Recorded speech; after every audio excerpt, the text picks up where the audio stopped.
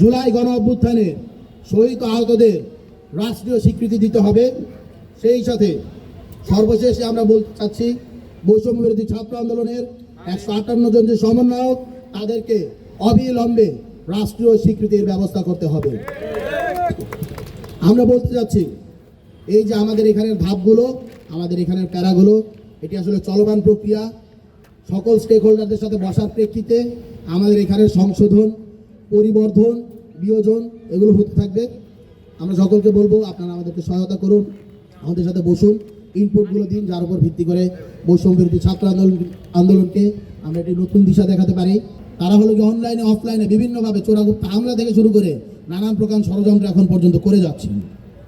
এই সময়কালে গণ অভ্যুত্থানের প্ল্যাটফর্ম বৈষম্য বিরোধী ছাত্র আন্দোলনকে বিতর্কিত করতে নানা ধরনের অপকর্ম যেমন একদিকে সংগঠিত করা হয়েছে, সেই সাথে বৈষম্য বিরোধী ছাত্র আন্দোলনের নামকে কলঙ্কিত করার জন্য এই নামটিকে ব্যবহার করে ভিন্ন চক্রান্ত স্থাপন করা হয়েছে।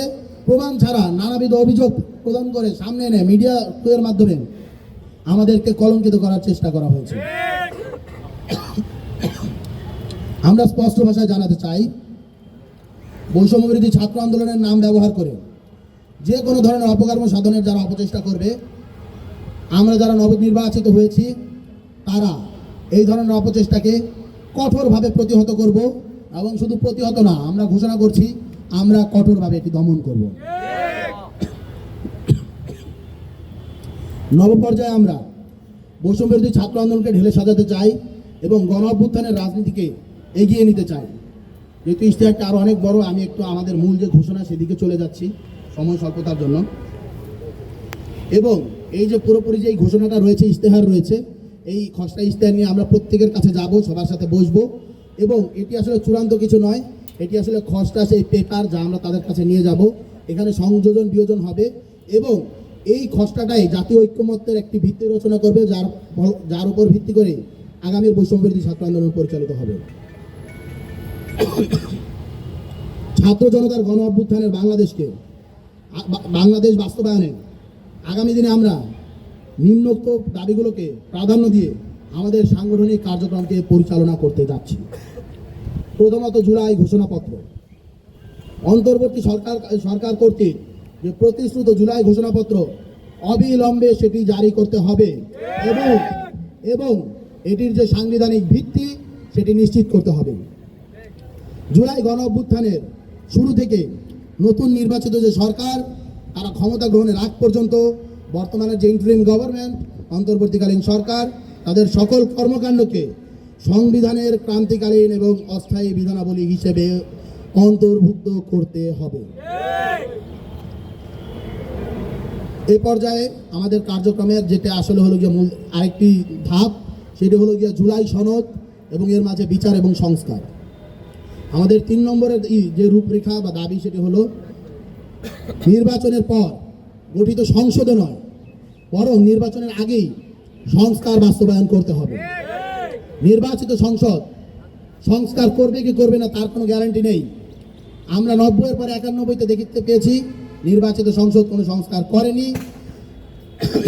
তার পরিপ্রেক্ষিতে স্বৈরাচারী শেখ হাসিনার আরও একটি ফ্যাসিবাদ দীর্ঘ 17 বছর আমাদের মাঝে জেঁকে বসেছিল। তাই আমরা স্পষ্টভাবে বলতে চাই, নির্বাচিত সংসদ সংস্কার করবে না, সংস্কারের ভিত্তিতেই আগামী নির্বাচনকে অনুষ্ঠান করতে হবে। নির্বাচনের আগেই সর্বসম্মতিক্রমে সংস্কার বাস্তবায়নের পথ পদ্ধতি নিশ্চিত করতে হবে এবং এক্ষেত্রে কেবলমাত্র রাজনৈতিক দল নয়, জনগণের মতামত গ্রহণের কার্যকর পথ পদ্ধতি বের করতে হবে। প্রয়োজনে রাজনৈতিক দলগুলো নিজ নিজ গোষ্ঠী স্বার্থে ঐক্যমত্য হচ্ছে না, অথচ জনগুরুত্বপূর্ণ এমন অনেকগুলো সকল সংস্কার প্রস্তাব জুলাই সনদে সন্নিবেশিত করে তা গণভোটে পাঠাতে হবে। জুলাই সনদকে পুনর্লিখিত বা সংস্কারকৃত সংবিধানের অংশ করতে হবে তথা সংবিধানে পরিশিষ্ট হিসেবে অন্তর্ভুক্ত করতে হবে। জুলাই সনদে জুলাই গণহত্যার বিগত 15 বছরের সকল হত্যাকাণ্ড, ভোট ডাকাতি, গুম, খুন, ক্রসফায়ার, লুণ্ঠন সহ বিগত ফ্যাসিবাদী আওয়ামী লীগ সরকারের সকল অপরাধের বিচার এর ধারাবাহিকতা রক্ষার যে প্রতিশ্রুতি রাখতে হবে এবং দৃশ্যমান পদক্ষেপ দেখাতে হবে। অভ্যুত্থানে অংশগ্রহণের দায়ে জুলাই গণ অভ্যুত্থানে অংশগ্রহণকারী ইউএফটি ফার্স্টের সাথে ট্রেড করুন যে কোনো জায়গা থেকে। ক্যাম্পাসে ক্লাসের ফাঁকে, ঢাকার জ্যামে বসে কিংবা ঘরে বসে ট্রেডিং এখন হাতের মুঠোয়। তাই ট্রেড করুন যখন খুশি, যেখানে খুশি।